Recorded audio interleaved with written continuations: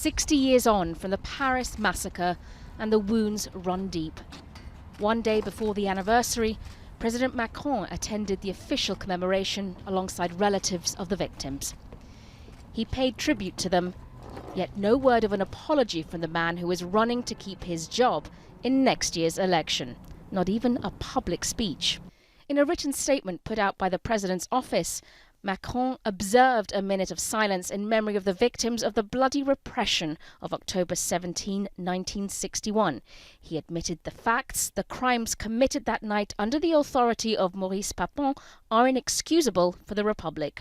Words that conveyed regret, but too subtle for many who point to the decades of silence surrounding the killings.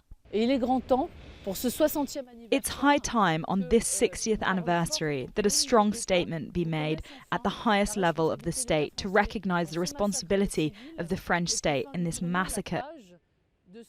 The massacre occurred against the backdrop of the Algerian War of Independence. As the conflict dragged on, the public began to turn against the savagery of the methods used by French forces.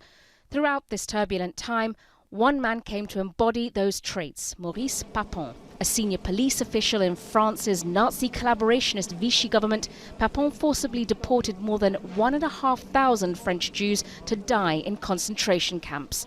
After the war, he rose to become the officer in charge of Paris's police forces.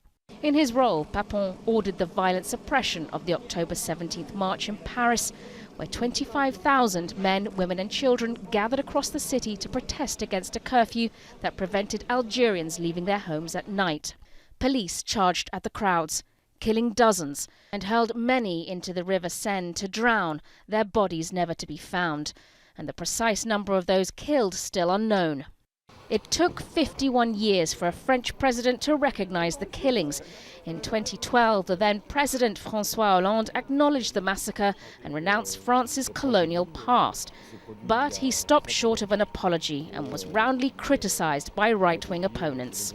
The sensitivity in which some regard the killings comes down to holding France's colonial past to account. The rise of the far right in the country has further inflamed an already toxic debate.